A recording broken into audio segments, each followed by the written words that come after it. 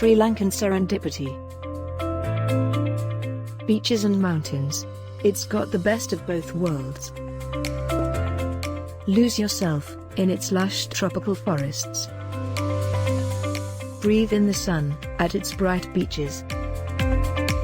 Experience nature as God intended. Hear out our plan for Srilankan Serendipity. On day 1 of this wonderful trip, we shall pick you up from the Colombo International Airport and head to Nagombo Beach, which is hardly a 30 minutes drive away. We shall check into the hotel, where you can relax and let this beautiful country sink in slowly. In the afternoon, you can do kayaking in the lagoon, and visit the nearby Nagombo Beach to enjoy the beautiful sunset views.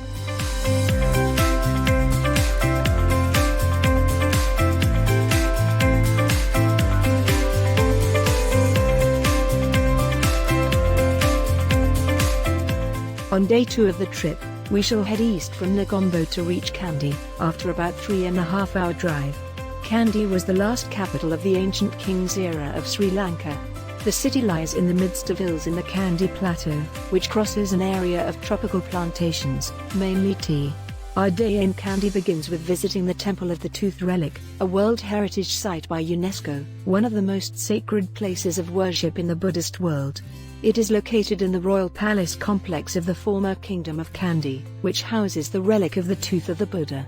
Since ancient times, the relic has played an important role in local politics, because it is believed that whoever holds the relic, holds the governance of the country.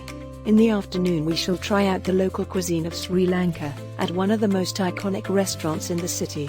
We shall visit the Gregory Lake, and the most interesting Eudawatakal Forest Reserve, which is set on a hill ridge overlooking the city of Kandy. The reserve is rich in its biodiversity and is thickly forested. Owing to its high altitude, Kandy enjoys pleasant weather and misty evenings, which can be enjoyed along with its glorious hill views, from your hotel balcony itself. On day 3, we shall head north from Kandy on about a 2.5-hour drive, to reach the heartland of the island, where Sigiriya, the ancient rock fortress, stands out tall from the thick jungle foliage of the plains. The magnificent structure looks straight out of an Indiana Jones movie set, and the mission for the day is to get on top of the rock fortress and explore it deeply. Sigiriya is a site of historical and archaeological significance, and it is dominated by a massive column of rock, standing tall of approximately 180 meters in height. According to the ancient Sri Lankan chronicles, this area was a large forest, then after storms and landslides, it became a hillock, and was selected by King Kashyapa, 477 to 495 AD, for his new capital. He built his palace on top of this rock and decorated its sides with colorful frescoes. On a small plateau about halfway up the side of this rock, he built a gateway in the form of an enormous lion. The capital and the royal palace were abandoned after the king's death. It was used as a Buddhist monastery until the 14th century. Sigiriya today is a UNESCO-listed World Heritage Site, and it is one of the best preserved examples of ancient urban planning. We shall also visit the Sigiriya Museum, to gain more insights into the history of Sigiriya.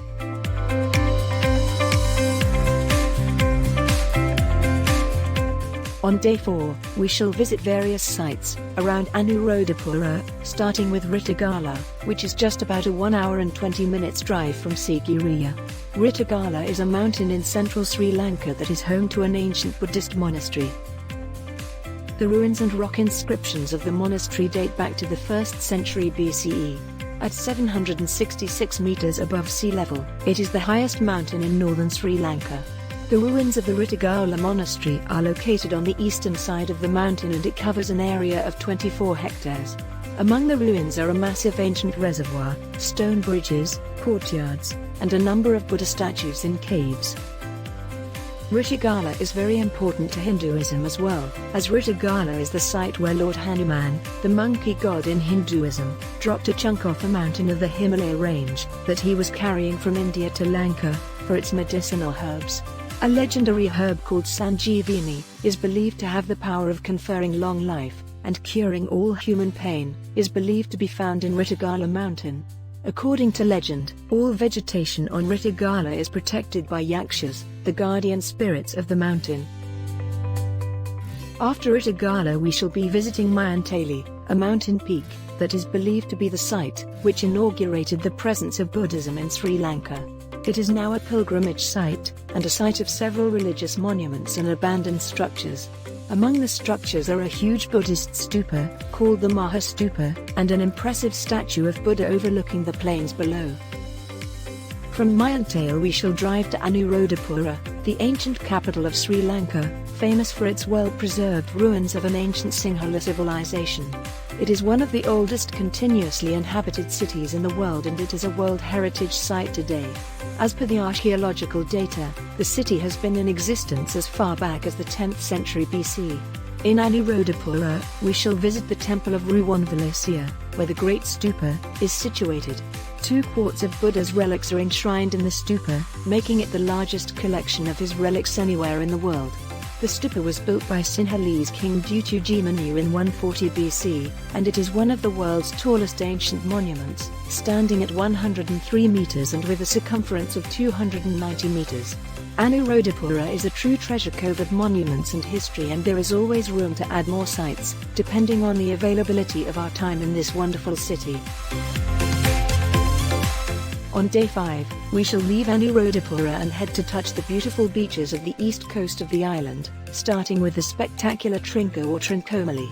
Trinco is about 2 hours' drive towards the east, and our first destination of the day is the picturesque Konswaram Temple, a classical medieval Hindu temple complex at Trincomalee. The temple overlooks a beautiful Trinco Bay. The age of the Konswaram Temple has been estimated by comparison between carved reliefs on the temple's ruins, literature on the shrine, and the inscriptions commonly used in royal charters, and accordingly, it was likely founded before 400 BC. The temple is also called the Temple of the Thousand Pillars, owing to a 1,000-pillared hall as part of the temple complex. After visiting the temple we shall visit Fort Frederick, a fort built by the Portuguese in 1624 CE. The fort is built on the debris of the Konswaram Temple, which was destroyed by the Portuguese at the time when several Hindu shrines of the Tamils were destroyed during the Portuguese occupation. Marble Beach, set by Marble Bay, is one of the most beautiful beaches in Sri Lanka. The beach is under the control of the Air Force, and the north end of the cove of Marble Beach is accessible by civilians and tourists. The beach is guarded by the forests of Marble Bay, and the beautiful emerald water and the thick green canopy around make this a naturally protected and secluded virgin beach. Marble Beach is a great spot for snorkeling and swimming.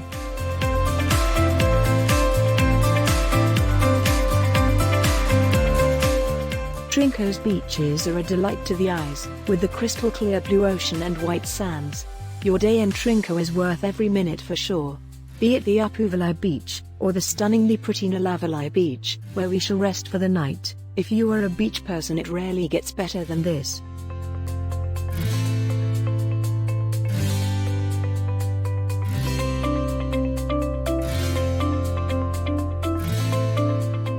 On day 6, we shall head south of the Trinco beaches through the coastline to reach another stunning spot, called the Pesachudo Bay, after about a 2.5-hour drive.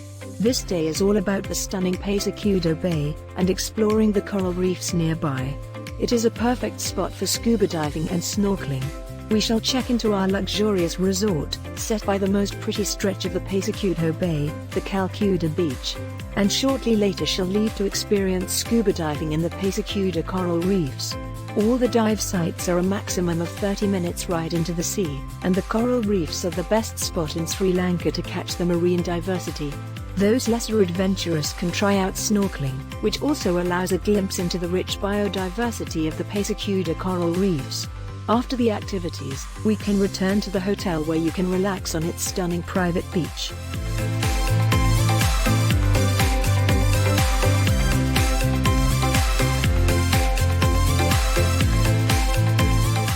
On day 7 of the trip, we head south to some among the prettiest of hills of the island. A 4.5-hour drive will get us to the beautiful Ella from Pesachudo. Just before Ella, we shall stop by to take a relaxing dip in a natural pool and a small secret waterfall called the Kombucha Nature Pool. The Kombucha Nature Pool is set in the forest and can be approached only after a small trek to reach this lovely location. A bath in the natural pool is the best therapy for relaxation, especially so after a long day's drive. Before reaching Ella, and re-energized after the bath, we shall take a short detour to undertake another short trek, to reach a pretty destination around Ella, called the Little Adams Peak. Little Adams Peak offers marvelous views around and is one of the prettiest spots to visit around Ella. After the trek we shall head to Ella, our final destination for the day. Ella is situated at an elevation of 1,041 meters above sea level. The area has a rich biodiversity, dense with numerous varieties of flora and fauna.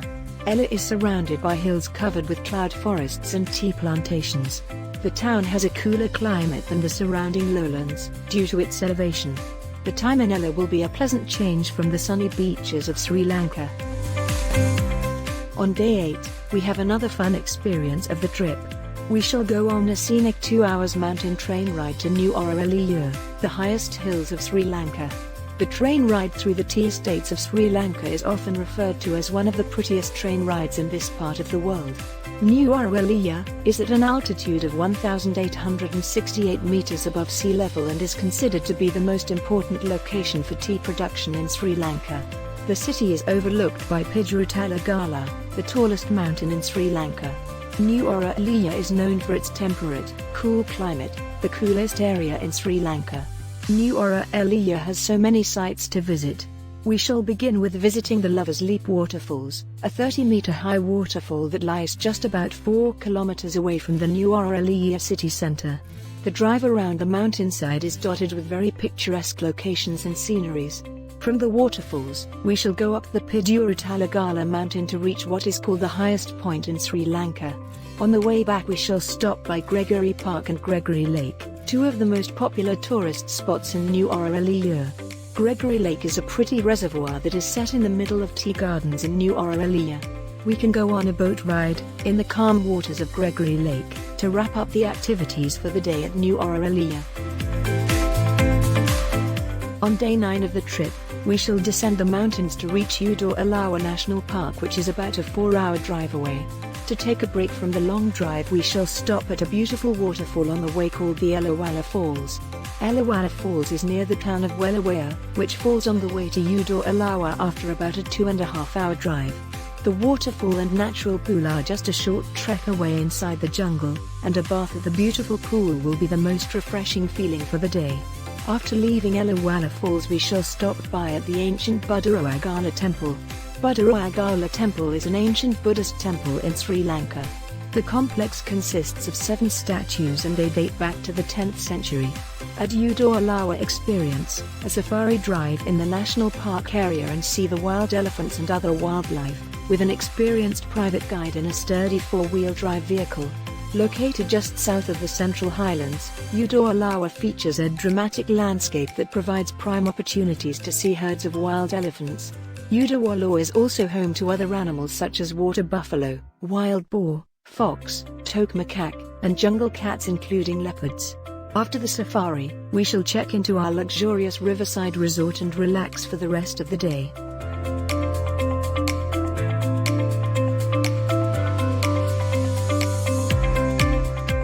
Located on the southernmost point of Sri Lanka, Mirissa is hardly 2 hours away from Eudawatakal. Mirissa is one of the most popular beach destinations in southern Sri Lanka, and for a good reason.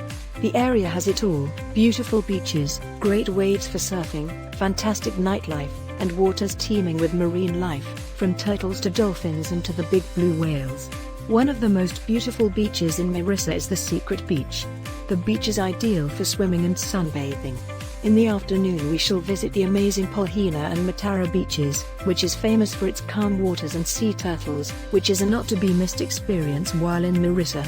And finally, the sunset from the famous Coconut Hill in Mirissa Beach is undoubtedly the best experience of Mirissa.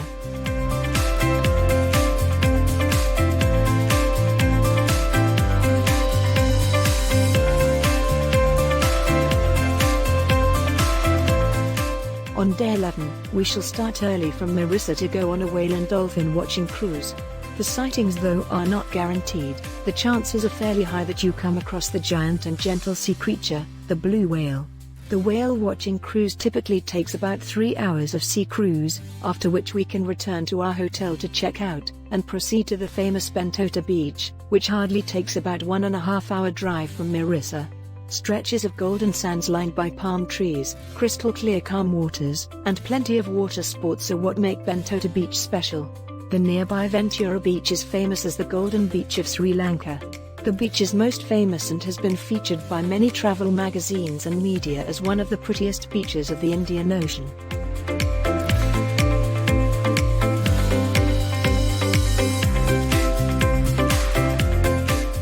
On day 12 of the trip, we shall finally get back to Colombo, the capital city and the largest city in Sri Lanka.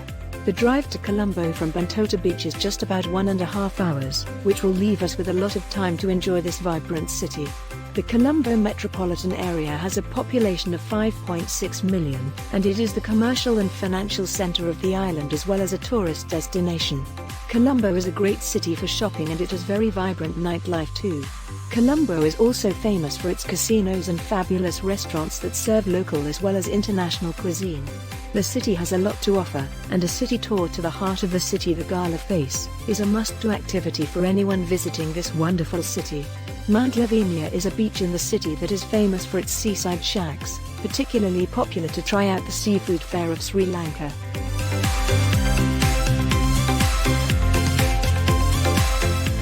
The last day in Sri Lanka can be spent shopping in Colombo's favorite shopping malls and streets. For local shopping and bargains, the Peter Market is a good choice. On the glamorous side, there is the very famous and iconic Hodel shopping center for clothes and western wear. Then there is the opulent and sprawling One Gala Face Mall, the biggest shopping mall in the country, which has become a must-visit spot for all visiting Sri Lanka. After shopping, we are ready to go to the Colombo International Airport to catch your return flights home. The Colombo Airport duty-free too is a great place for shopping, something more that you can take back home from the country, other than the wonderful time and memories that this island paradise has gifted you.